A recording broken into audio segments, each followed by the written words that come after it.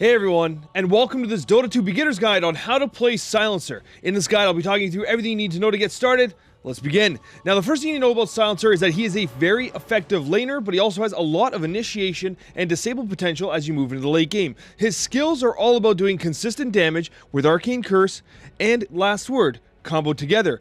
With that effect, you can silence heroes while also doing continuous long-term damage, and also you have a BKB and spell immunity piercing ability in Global Silence, which allows you to silence enemies in a team fight for up to 6 seconds at level 3. His stats are kind of mediocre. He does not have a lot of armor, his attack rate is kind of suspect, but at the end of the day, he has good balanced attribute gain, he has decent mana and health regeneration, and at the end of the day, he's going to be very aggressive in lane. Now, with regards to the utilization of his abilities, let's actually explain that relatively quickly here. Basically, with Silencer, what you want to do is you want to utilize your skills in a very particular order. So if we have heroes here, okay, let's get a couple examples here. Let's level them to max. What you need to know is that your Q, Arcane Curse, not only does it do damage over time, but what it actually does as well is it actually slows, and anytime the opponent casts a spell, it actually increases the duration. So if we actually, get a spell here and we do this, you'll notice that if he casts this, you notice that the duration left on this one is much longer than this one. Because he cast a spell, he's going to continue taking damage because of the refreshed duration. Alternatively, you can actually use Last Word in combination with Arcane Curse. The reason for this is because any enemy that is silenced will refresh the duration and gets additional damage. So if you cast Last Word, which does damage and also silences them if they cast an ability or when the timer is done, we cast both. What you're going to see here is that when Last Word is done, it's actually going to refresh the Arcane Curse effect, resulting in a longer effect. He's silenced, he's taking additional damage, but you can actually see just how much more damage he took compared to the axe without the actual ability on him. So the Last Word into Arcane Curse combo is extremely significant. When you add in one of the suggested items, your Aghanim Scepter, Last Word actually becomes an AoE ability. The AoE is massive and can be used with team fights. So what you can do is you can actually do this. You can hit multiple enemies with both the Silence Last Word effect and the Arcane effect as well. So what you're going to do is you're going to have tremendous impact in team fights. And then once again, you have your team fight ultimate, which will pierce BKBs. Okay, it's a tremendous amount of damage and one that is very much a big benefit to you. The Glaives of Wisdom is a very interesting ability because what it does is it does damage based on how much intelligence you have. It also allows you to steal intelligence from opposing heroes. So what you'll notice here is if I use my Glaive, a W, or I can right click it to basically auto cast it, and when I use my Glaive of Wisdom, you'll notice I'm actually stealing intelligence from the axe. The axe's intelligence is at -1. It'll drop further as I hit him. See, -4, -6. It's dropping down and down, and I'm getting additional intelligence stolen for that period of time. Also, if we happen to kill this axe, what will end up happening is we will get permanent intelligence stolen. You'll see that number 2 come up. We've stolen 2 permanent intelligence for the remainder of the game. And what happens is, through team fights and everything else, you end up kind of building a significant amount of stolen intelligence, which can be then used to do additional damage with Glaives of Wisdom, and do additional damage with your intelligence multiplier of Last Word. At the end of the day, the skills are relatively straightforward, but they combo together in a very significant way that is worth understanding. Now, let's talk about items and skill builds.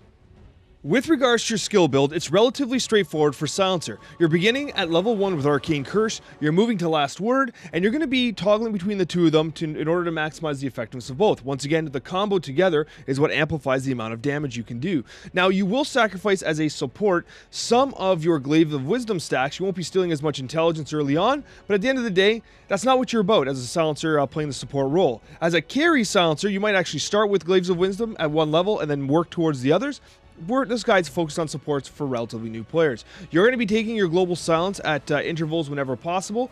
Your talent tree is going to be fixated on ensuring that you get the most benefit of Arcane Curse, 400 health, which is extremely significant, and the Mute of Last Word, which is fantastic, although very unlikely you get to level 25.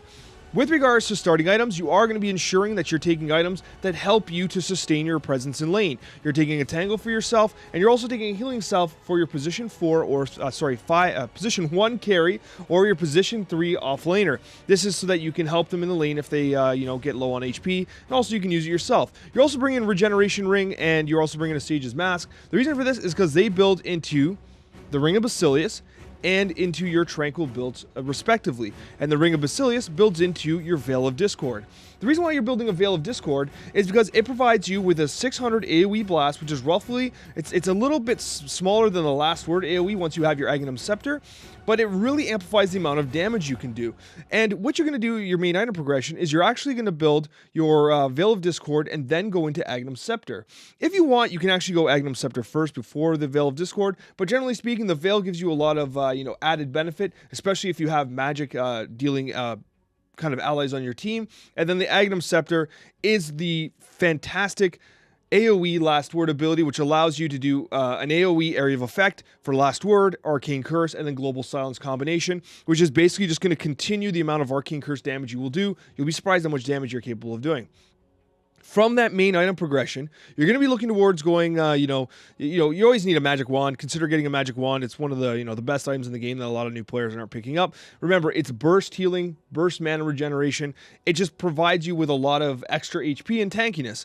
Depending on the game, you might want to go Force Staff. We talk about this all the time. Force Staff, if you need to reposition rapidly, if you're against, Slarks, Clockworks, and other heroes that tend to lock you in place very effectively. It can be used on both yourself and on your teammates to both initiate and disengage. You also want a Glimmer Cape. Silencer is a very immobile hero. It can be used to save yourself. It can also be used to save your allies. So Glimmer Cape always has tremendous value. If you're against very tanky lineups, Spear Vessel can be used to both heal your allies, but also do tremendous damage to like Bristlebacks, Centaur War Runners, and others. Okay, just make sure you're the only one building the Spear Vessel. Make sure you communicate with your team, because having multiple Spear Vessels is a good way to lose the game. Solar Crest, if you have a right-clicking carry like a Phantom Assassin, a Wraith King, a Faceless Void, or pretty much the vast majority of carries, you might want to consider Solar Crest. Because you're a support, you're going to be generally on the back line, and the armor is not that important for you. Because you're a spellcaster, you're kind of keeping your distance. You might want to give up that extra armor, give it to your position 1 carry, let them attack faster and hit harder. It's a really beneficial item for your carries. Aether Lens is fantastic. I actually try and build Aether Lens in any game I can afford it, because once you have your Aghanim Scepter, getting that extra attack, the extra cast range is super beneficial, especially for the Arcane Curse and Last Word combos. Silencer has no innate escape. It allows you to stay a little further and land those combos much more effectively. If you're being initiated on by right-clickers like PA or Wraith King, Ghost Scepter will allow you to kind of get away and survive. Very useful for its cost. Aeon Disc against techies and others that can like blow you up very rapidly. Linas. It basically gives you a new lease on life when you take extra damage. And although it kind of, cripples some of the damage you're capable of outputting, the survival is important. Survival is important. And of course, your silence effects will still be in effect, okay? Outside of that, the itemization on Silencer is relatively straightforward right now, and as always, a link in the description below to the guide where you can subscribe in-game, and I'll be updating this through all patches. Let's talk about in-game examples. Alright, so in this example here, we're going to showcase how the Global Silence can be used to cancel channeled abilities, whether it be like Crystal Maiden's Freezing Field, Enigma's Black Hole, even through BKB. And what you want to see here is you're going to see that Disruptor is going to move into position to basically get murdered by this Pudge. I'm going to notice this on my mini-max, so Pudge is going to miss his hook. Welcome to my MMR. He blinks in, and he gets him. I'm here, I see, I drop my Silence, and the result of that is that the Dismember, which is a channeled ability, is cancelled, and the result of that is that we get to go on top of this Pudge and a team fight. Now, Disruptor ultimately does lose his life, but we're able to get this Pudge down, okay? The key thing here is that had I not used my my Global Silence to disrupt the channel, we would not have had the Disruptor ultimate to help us take down that Pudge. Alright, in this example here, we're going to talk about how much early damage Silencer is capable of. So once again, we have a little bit of a different build here. We have 2 points in Arcane Curse, we have Last Word, and a value point of Glaive of Wisdom. And what you're going to see here is this Wraith King he's going to think that he can just straight up man-fight us. A lot of people think that Wraith King is a very strong laner. He's not. And what you're going to see here is I drop the Last Word on him, I hit him with the Arcane Curse, and this guy is going to get silenced and straight up murdered. Because Like, look at that burst damage, right? This Wraith King went from, oh, I'm at full health, I'm going to go on this silencer, to, oh, there's 2 enemies and I'm feeding. All because of the burst damage that you're capable of doing as a silencer. Again, okay, let's take a look here. He comes in. I want you just to identify, just at level 4, you're going to notice the burst damage coming in once last word procs. That's a lot of damage, okay? Flex Seal guy, that's a lot of damage. And anyways, do not underestimate how much damage you can do with your last word and your Arcane Curse combo. Alright, in this example here, I'm going to show you an example of a mid-game team fight. So once again, we're going to do a quick smoke play here. We're seeing them set up here on this, my Jungle Venomancer, what a game that was. And what we're going to do, we have numbers. I have a very effective Legion that's been playing very good. So what we're going to do, we're going to go up, and once again, you're going to see this combo. I have my Ags, okay? So I'm doing an area of effect. I open with last word. I hit both of them with last word. Our Arcane Curse on top of them. Right, so you're seeing a ton of burst damage coming through. Silence, the guy literally can't do anything. He just straight up dies. It's an advantageous fight because of our smoke and our ability to use both the Agnum Scepter last word and our Arcane Curse together to greatly damage the opposing team.